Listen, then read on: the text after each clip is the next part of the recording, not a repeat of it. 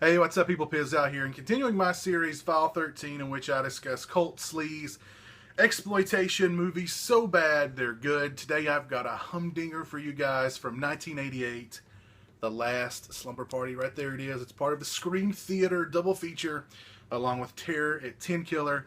And a brief backstory on The Last Slumber Party before I dive into this review. I first saw the film many, many years ago on VHS.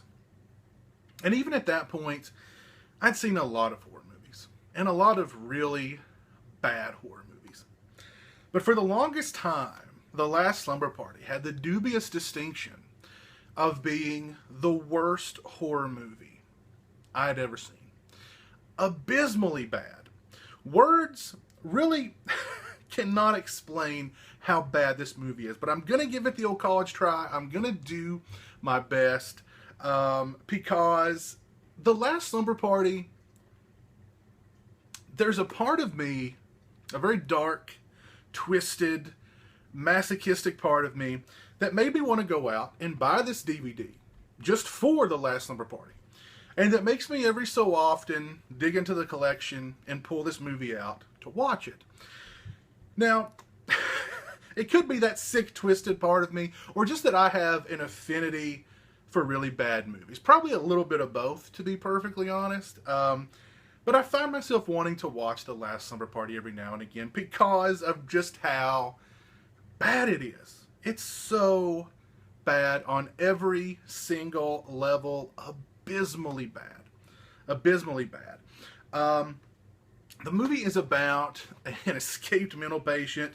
He steals some ER scrubs, he steals a surgical mask, he steals a scalpel. He happens upon this slumber party. These three girls, they're enjoying their first day of summer vacation by having a slumber party. They drink some booze, they invite their boyfriends over, shenanigans ensue, and the bodies start dropping. Now, where to begin with The Last Slumber Party? Where to begin? Oh, goodness. The movie looks horrible. The movie looks awful. I'm not sure what they shot this movie on, 8mm, 16mm video, because you will have a fairly decent looking sequence that's followed by something that looks like it was shot on a video camera that had been kicked down a flight of stairs and a dog had peed on it and had been stepped on 5 or 6 times and backed over with your car. And then you'll have another scene that looks pretty bad, but not as bad as the scene that preceded it. I'm not sure if they just if the movie probably took a long time to shoot, and they probably just, scrounged up as much money as they possibly could. And we're like, okay, we can afford this time to shoot on 8mm, then the next time we can shoot on 16mm, and then they just scrounged up just a little bit, and they had to shoot sequences on video. There's just, the format is flying around everywhere, but between sequences, it's wow. It's almost like you're watching like 3 different movies just Frankenstein together, and the editing doesn't help. This is some of the worst editing, some of the most nonsensical, illogical editing you've ever seen in a movie. There's sequences that are cut together that are just absolutely confusing. One thing I will say for this movie, it's like watching a nightmare. Because nightmares are nonsensical, they're illogical, they're poorly edited, and that's what this movie is. It's like watching a nightmare. It's almost, it feels like you're in your own nightmare watching this movie that you can't escape, because the movie is only 70 minutes long, but it feels much, much longer. It feels much, much longer. Speaking of which, this movie has one of the rare distinctions of a character in this film has a nightmare within a nightmare that we find out is within a nightmare. She has 3 concurrent nightmares. 3 concurrent nightmares in this movie. Wow. Wow. The music in the film is from this 80s hair metal band called First Strike. I'm not sure if they were shooting for Fire Strike, but they just left the E out, or maybe they're totally against fur and they're, you know, they're 80s metal band, but, you know, they're down on fur. I don't get it, but the music is 80s hair metal, horrific, a lot of falsetto screaming and wailing. Sort of the stock music that's in the movie is horrible. A lot of the music is louder than the actual dialogue in the film, so you can't really hear what the characters are saying to each other over the music, which is okay, because when you can hear what the characters are saying to each other, the dialogue is horrendous. The acting is horrendous. When you mix horrible acting with horrible dialogue, a certain magic happens. And this movie is drowning in that kind of awful magic, because you've got really bad acting combined with really bad dialogue. One character constantly refers to her boyfriend throughout the movie as gay. One of the characters' father is a surgeon, and he's spending the entire night, of course, at the hospital to keep him out of the house. And at one point, his line is like, "My wife left me," and I'm acting it out as well. Keep in mind, this is the dialogue and this is the acting. "My wife left me a note. She said that in no uncertain terms should I, not on my way home, bring back orange juice in the morning for her. I have to go to work." Literally, that's the dialogue. That's the dialogue. That's the acting. Great. It's great stuff. It's great, great stuff. This movie also introduces, at about the halfway point, a second killer. A second killer arrives in this film. Now, both killers occupy the same small bedroom. For a good chunk of the movie, one totally unbeknownst to the other, which makes absolutely no sense. This bedroom has a bed in it and a closet that already has a body inside of it. That the characters just sort of, the closet's totally off limits. They kind of, at one point, one of the characters reaches to open it, and then she gets, her attention's drawn away to something else. So there's no place for really one person to hide in this bedroom, yet two killers hide in this small bedroom, one totally unbeknownst to the other. And let's talk about the real killer in the film. The movie is written and directed by Steven Tyler. No, not that Steven Tyler. He also plays the killer in the film, and he does some epic eye acting. Now, keep in mind, he's got a surgical mask on, so all you can see is like this. What Eric Freeman did for eyebrow acting, this guy does for eye acting. All of his scenes are like this. Or like he'll raise into the frame like this. Literally. Or like he'll be looking through a window going, intense eye acting. Some of the most intense eye acting I've ever seen. If there was a category at the Oscars for eye acting, they'd name it after this guy.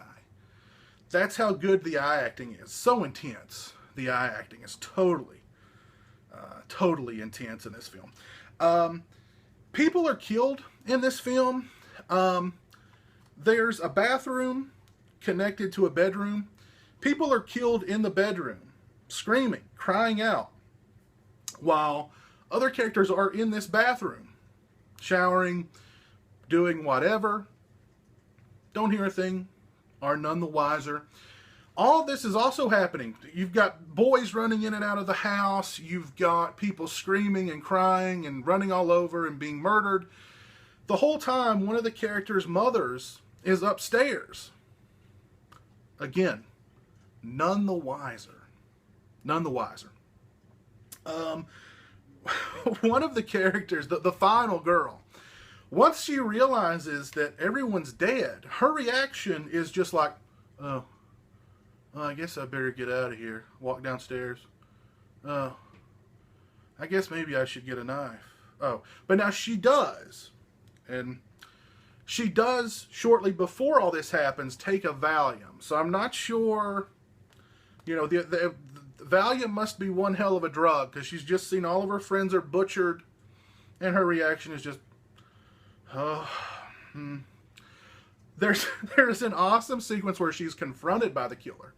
and the killer's doing his eye thing, and he's holding out this scalpel to her, and she's holding a big, sharp, long knife. Literally, she looks at the killer, looks at his scalpel, and looks at her knife several times. Like, big, sharp, long knife, tiny little scalpel. Big, long, sharp knife, tiny little scalpel. Okay, and then she stabs him. Like, she literally, you can see the thought process. It's going on there. The doctor character returns home at the end of the film. He's totally cool with the fact that there's a ladder leading up to his daughter's bedroom window. One of the phone cords has been cut. None of this seems out of the ordinary to him. He gets a phone call, he turns around, heads right back to the hospital because of an emergency. Kisses his wife on the forehead, even though under the covers she's been butchered. Hey, ladder, cut phone line.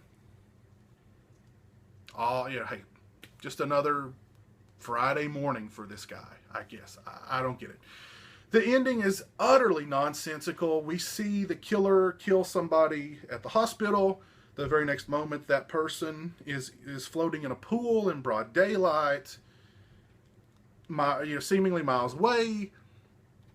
Don't know. A lot of neck cuttings in the movie. It's one of those. It's like a rubber blade that's got a bulb and with a wire running through it. That when you rub it across flesh, you squeeze the bulb and the blood comes out.